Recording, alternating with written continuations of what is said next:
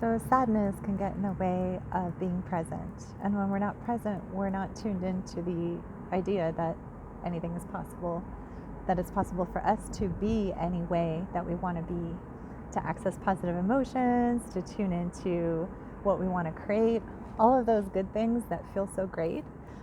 So fear, anger, and sadness, amongst others, can get in the way. And sadness is really just this idea of lacking something, missing something, or having lost something, which from a spiritual perspective can never happen. We can never lose anything really, because we are connected to all that is, and all that is love, and there's no separation on a spiritual level.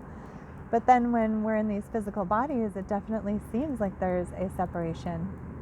And so a lot of times, when we're experiencing sadness, we're experiencing this idea of I'm not enough, or the world is not enough, which is really just another iteration of I'm not enough, and we're projecting it out onto the world.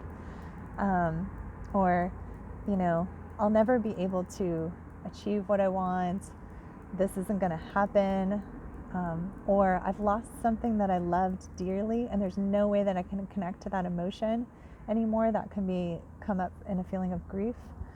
When you lose somebody, or somebody makes their transition, or for any reason somebody goes away in your life experience, which can happen in a lot of different ways. People can just take themselves out of the equation on their own even. So you reach a point in your spiritual journey where the external things that you think you want to make you happy are no longer the things that you're looking to change in order to find happiness.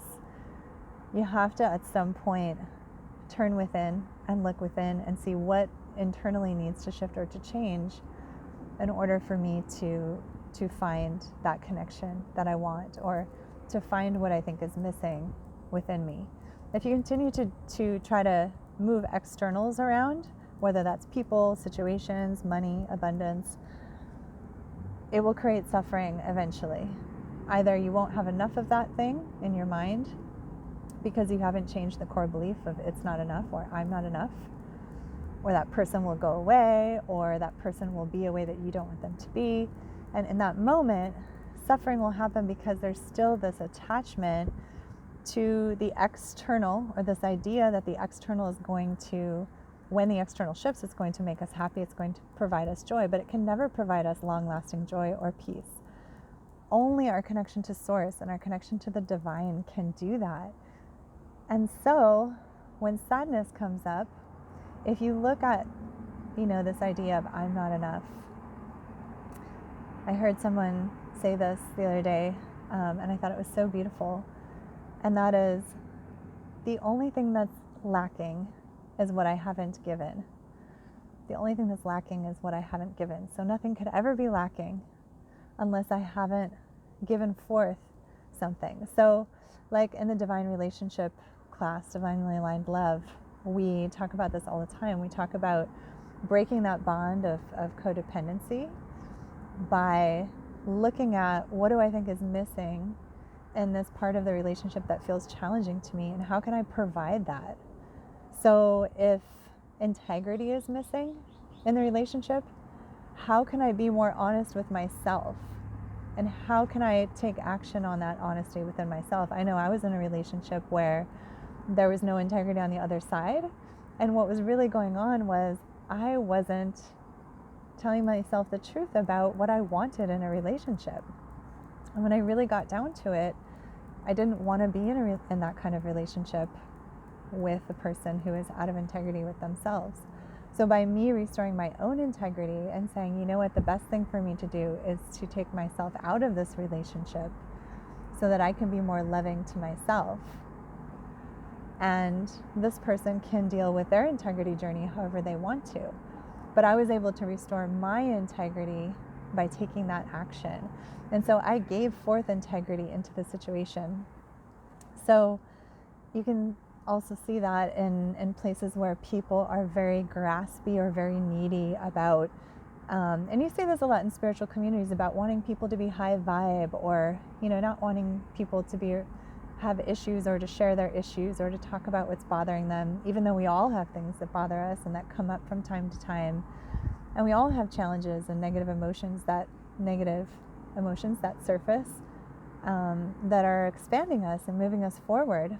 And so, we're literally saying a huge chunk of my life experience is not valid and needs to be moved aside because I'm unwilling to hold the space of unconditional love when that thing arises.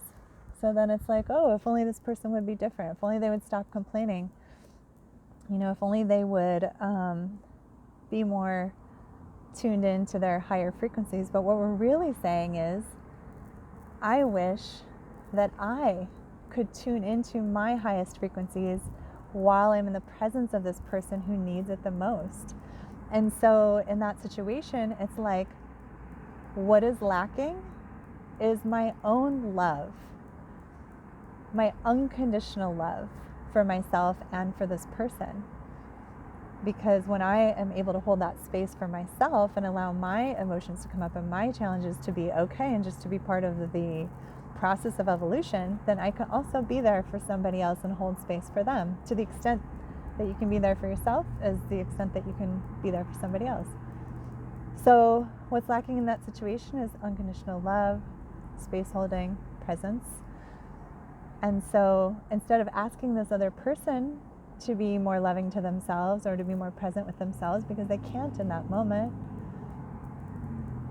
seeing how you can give that unconditional love and that unconditional presence. I can be present with you regardless of what's going on in your world, and that can change everything. So I hope this has been helpful on your journey. I'm sending you guys blessings and love.